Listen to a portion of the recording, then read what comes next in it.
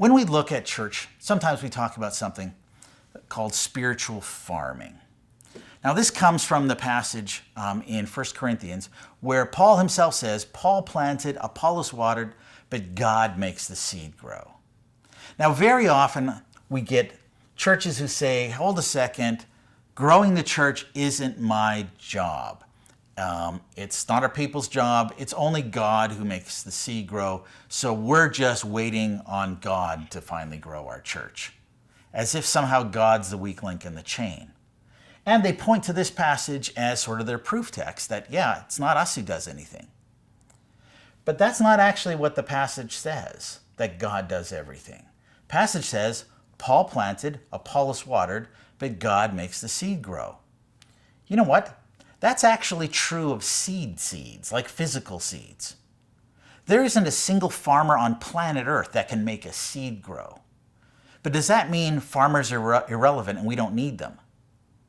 No, it's kind of important that we have farmers who plant the seeds and water the seeds, even though God makes the seed grow. Farmers are still important and play an important role, just like Paul and Apollos are important and play an important role. We have our job, God has his, and I guarantee God isn't the weak link in the chain. Well, when we're looking at an actual physical field, sometimes we'll see something where we'll see one field is prospering and the other right beside it withering. Well, what's going on here? Is God somehow not doing his job with one field? Probably not. More than likely, in one field, the farmer is cooperating with God and farming in a way that cooperates with the way God has actually designed things. So he's planting at the right time of year. He's putting the right type of seed in the right type of soil. Some soils are acidic. Some soils are more alkaline. He's paying attention to climate. What's this climate suitable for? He's adding the right amount of water. He's adding the right amount of nutrients in the soil. He's removing the wrong kinds of pests and the wrong kinds of weeds. So he is farming in a way that cooperates with God's design. You look at the withering field, and chances are that farmer isn't cooperating with the way God designed things. He isn't planting at the right time of year. He's putting the wrong kind of seed in the wrong kind of soil.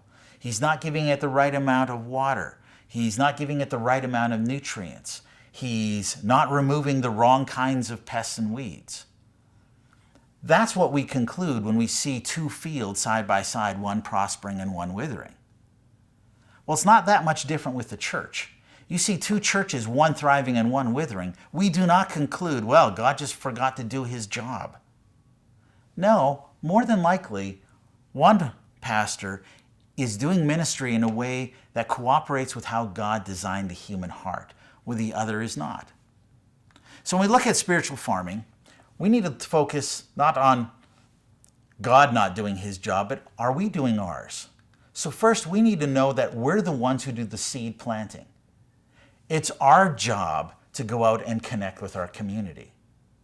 Acts 1:8, Jesus' final words before he ascended to heaven was, you will receive power when the Holy Spirit comes upon you, and you will be my witnesses in Jerusalem, in Judea, in Samaria, and to the ends of the earth. The Holy Spirit, he's still doing the work, but he's doing it in us and through us. We're the ones who are supposed to plant the seed. We're the ones who are supposed to water that seed. We cultivate those relationships. We add the relational nutrients and the explanation nutrients to the seed so that people can understand both our hearts and what the message is. We're the ones who harvest the seed. This is true of spiritual seeds. This is true of physical seeds.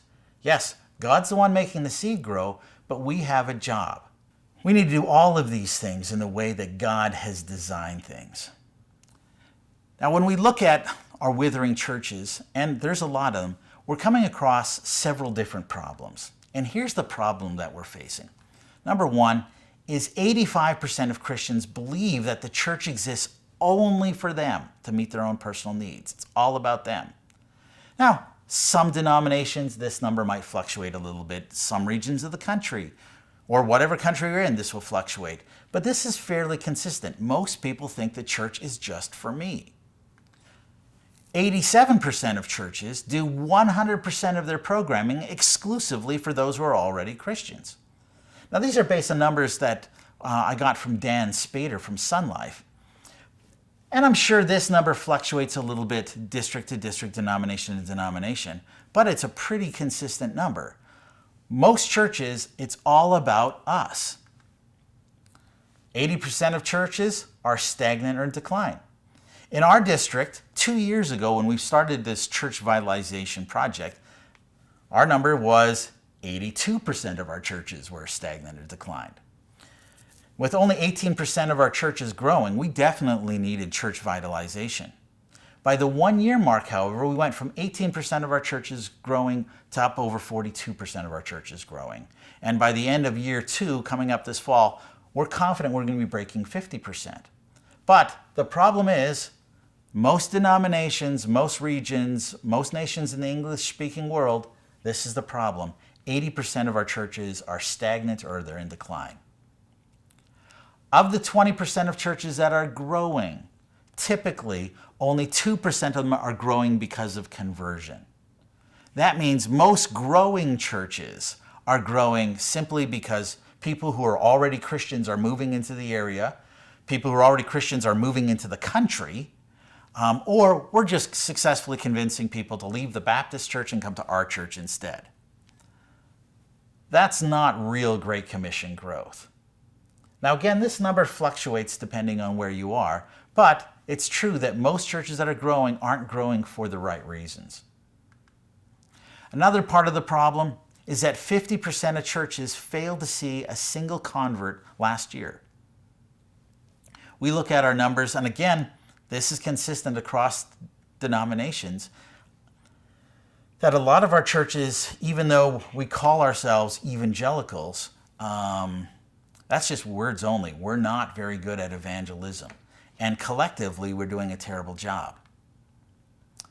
A healthy church should be growing by conversion by at least 10% a year. So take your average Sunday morning attendance, take a 0 off that, and that's how many people you should be expected to be leading to Christ that year if you're growing at a healthy rate. So if your church is 100, we should see 10 people coming to Christ every year. If your church is a church of 1,000, it should be 100 people coming to Christ every single year. Now, the best I've seen is the last church that I was participating in leading, where we saw 50% conversion growth. So you take our average Sunday, cut that number in half, and that's how many people we would expect to see Jesus come to Christ. I've heard of churches that grow at even higher rates, even 60%. So it's entirely possible to do this in the English-speaking world outside of the Bible Belt. The God of Acts chapter 2 is alive and well. According to my Bible, it's not his will that anybody be lost.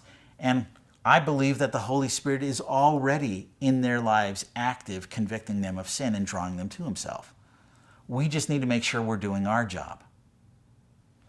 Now, even at that healthy 10% growth rate, that means when you're talking about the average person in the pew, it takes the average person 10 years to reach just one person for the gospel in a healthy church. So this isn't a really, really high bar we're setting here. That's what we're looking at. I came across a statistic a few years ago, it's an American statistic, that in the United States, the average Christian doesn't lead someone to Christ once every 10 years, but once every 87 years. Which means that there's a significant number of people that even though that they're Christians, they will never ever lead anybody to Jesus. Well, it can be worse. And I know a church that I pastored, when I first arrived, we ran the numbers. And we saw that in our church, it took the average person 500 years to reach somebody else with the gospel. So even though that we call our churches evangelical, they may not be evangelical in fact. And this is the problem we have to overcome in our withering churches.